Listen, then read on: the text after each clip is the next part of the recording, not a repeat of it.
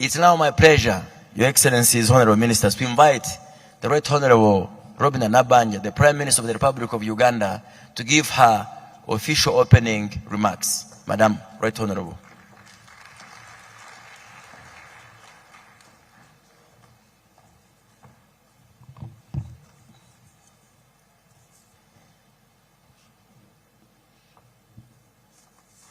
Thank you so much.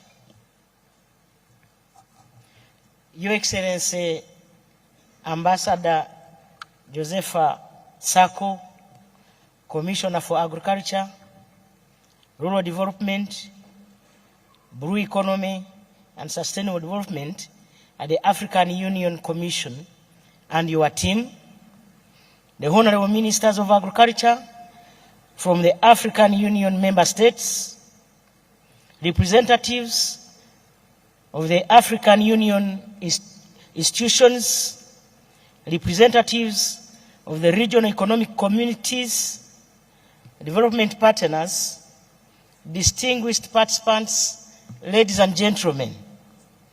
On behalf of the people and the government of the Republic of Uganda, allow me to register warm and fraternal greetings to you all and say, welcome to Uganda, the Pearl of Africa.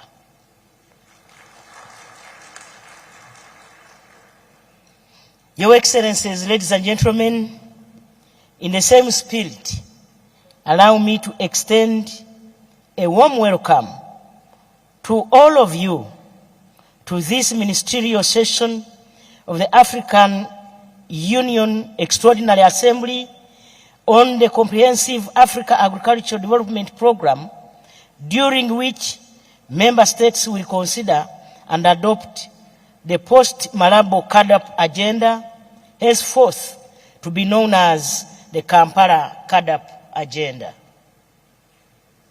I have been briefed that over the past 1.5 years, the African Union Commission has led the process of drafting a comprehensive Africa Agricultural Development Program strategy and action plan 2026-2036 and the Kampala Declaration, and that the process has been widely consultative. Ladies and gentlemen, on its part, Uganda, as the chair of the African Union Specialized Technical Committee on Agriculture, Rural Development, Water and Environment, has provided strategic oversight at the political level.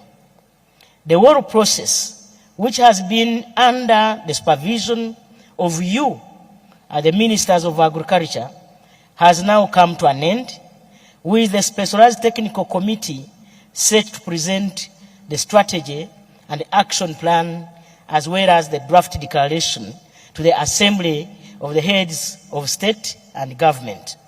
I congratulate you upon this milestone.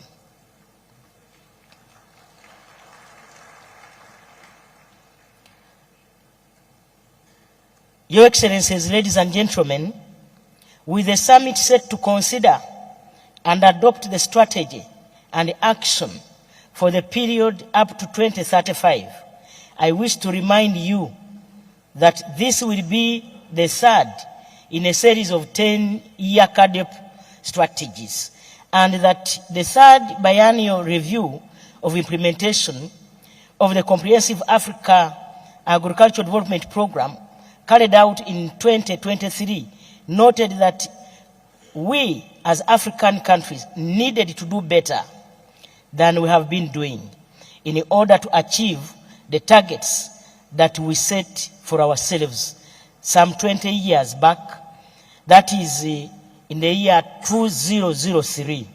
Therefore, I want to urge you as sector ministers across the continent to continue to guide us on where we need to readjust in order for us to meet our own targets. You will note that Caadp is one of the strategies towards the realization of the Agenda 2063, the Africa we want. Therefore, let us work deliberately to get what we want as a continent. As the continent's agriculture sector ministers, I urge you to deliberately work to reduce Africa's over-reliance on food imports from outside the continent. We must position the continent in such a manner that our agricultural sector is resilient to climate change as well as other shocks and is adaptive to advances in technology. Excellencies, ladies and gentlemen, the African Development Bank report indicates that more than 60% of the Africa's working population is engaged in agriculture. Number two, that the soil across most of the continent is rich and fertile.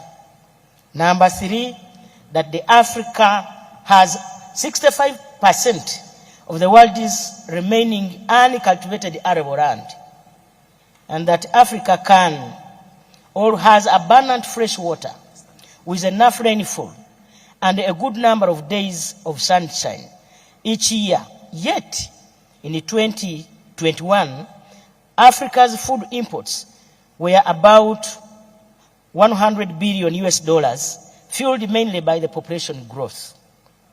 What a shame that a continent that was gifted by God with such a proportion of the world's arable land and fertile land is experiencing such a trend in food imports.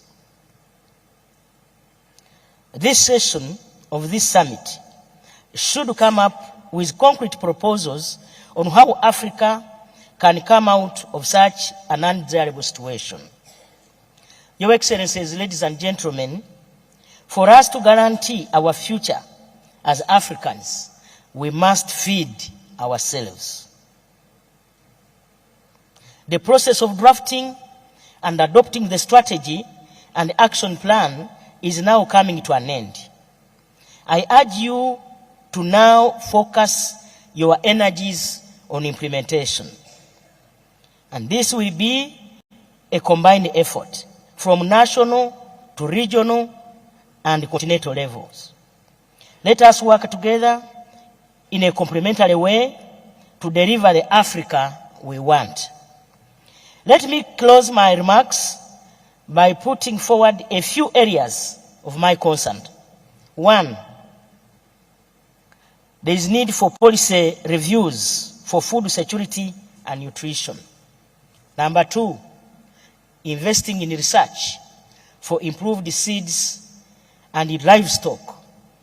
Number three, we need to consider disease control. Number four, investment in irrigation and mechanization is a must to mitigate climate change and enhanced production.